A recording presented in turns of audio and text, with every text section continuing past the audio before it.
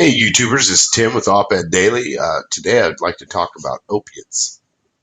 I'd like to talk about heroin, oxycodone, oxycontin, hydrocodone, that sort of thing. But the premise behind it all is the way the government is reacting to this, and the reasons behind they reacting to this, and how their actions don't quite match up with the rhetoric.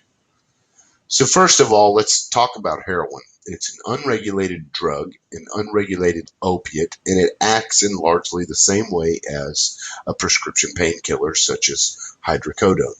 It's stronger and more addictive and a lot easier to overdose from. Um, so let's slide over to the prescription part. Prescription painkillers are regulated by the FDA, and they're regulated in such a way that each pill has to be almost exactly the same. There's a range of deviation that can be within each pill, but largely they all have to be created in the same way so that somebody doesn't take one pill that has just a crap load of the active ingredient hydrocodone, and then the next pill they take has very little or none in it at all, and it's just fillers. So they do that as a safeguard to the community, to everybody, because that could be deadly if you put too much in one pill and not enough in the other. And then we go over to the heroin side of it. It's unregulated, so there could be X number of different things in this heroin, and this other heroin could be just pure opium based. However they chemically separate the active ingredient and put it into liquid form, whatever. So you're going to get multiple different kinds of heroin every time you go to your black market dealer and pick up some more heroin. So heroin is a lot more dangerous. So wouldn't it be safe to say, if you are worried as a politician about the number of overdoses in the country and a number of addicts in the country that are dying from doing heroin or from doing hydrocodone or whatever, if you're really worried about that, would you not want to push people to do the safer of the two? Of course you would. You'd want them to be able to go to a doctor. Because see, nowadays you can't go to the doctor and say, hey doctor, I'm addicted to hydrocodone and I need you to give me a prescription. It doesn't have to be a lot, but I just need something to stave off the withdrawal or help me taper off of it.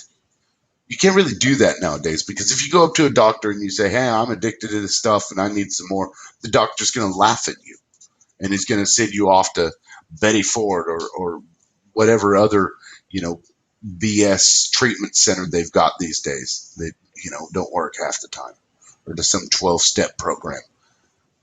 Instead of helping you get through it, they want to push you off. So there's no help there with the doctor. If there was, more people would take the legitimate route. Why would they take the legitimate route? Because nobody wants to overdose. Nobody wants to overdose. I can't. I don't know of anybody that has ever said, you know what? I think I'm gonna overdose today, just because it seems like a good idea. Unless they just want to commit suicide, nobody wants to overdose. So they're gonna want to go the safest route possible and still either get their high or stave off the withdrawals for another day.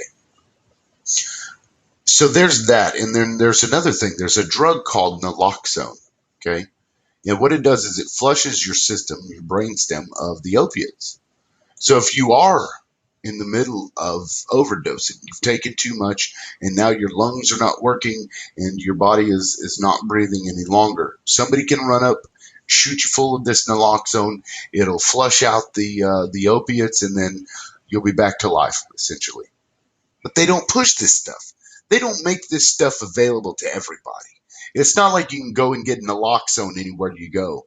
I don't know that there's any drug dealers out there selling naloxone, but maybe they should. Maybe they should sell a shot of naloxone every time they hand out, a vial or whatever of heroin.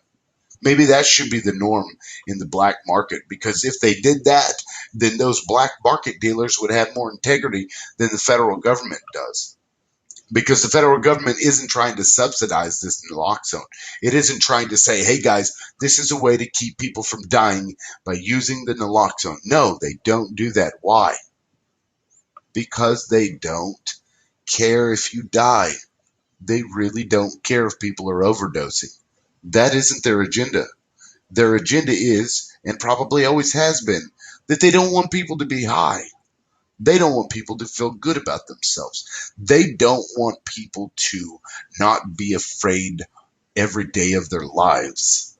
Because an opiate is going to make you feel great. It's going to make you feel like you're $1 million. It's going to make you feel as if things are okay in life. That's how it makes you feel. God forbid we have a bunch of people running around that feel that way. Because then when the federal government turns around and says, oh, we got terrorists. They're just right around the corner. We got to go get them. We got to smoke them out of their holes. All those people that are taking those opiates, they probably won't care.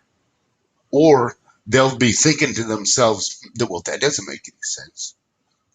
You're the one that trained that guy and sent him over there. And now you're calling him a terrorist after you gave him guns and stuff to shoot at us? That doesn't make any sense. No, they don't want you to be high. They don't want you to be happy. They want you to be afraid. That's their agenda. They want you to be manipulated. They want you to be easily manipulated. Now, some might say, well, if they wanted you to be easily manipulated, they would make you, force you into addiction. They did. They did that. They did that by pushing these medications for so long and by giving us and promoting this food that causes us to have so many illnesses that causes chronic pain. That's how they get you. They make your lifestyle bad. They promote these terrible lifestyles so that when you get older, you're just in constant pain because you're not healthy. And then they say, well, we have an option for you. But here's what you're going to have to do. You're going to have to sign a pain contract. You're going to have to come in every month, take a piss test. You're going to have to give up any privacy rights that you had to your medical charts. You don't have that anymore if you're a chronic pain patient and you're getting narcotic pain medication. Nope, you don't. They can give it to basically whoever they want to. Those are the contracts that you have to sign in order to get this stuff. So there's a lot of other things that are going on here, and you can call me a conspiracy theorist if you want, but I'm just raising the point that if they really cared about how many people were overdosing, one, they would try to get people to go the legitimate route instead of being forced to the street drugs. Because when they made it harder to get a hold of the legitimate stuff, they made it more likely that people were going to rush to get heroin. And heroin is more addictive and more dangerous and more deadly. So if they really cared, they would legitimize this stuff and they would push naloxone, but they're not doing that. So that's my take on this whole thing. And I think there needs to be a lot of changes with pain management as well, because pain management is just a racket all on its own. But that's for a different video at a different time. Well, guys, I appreciate you listening. And if you like what I have to say, please hit the like button down below. And I will see you next time.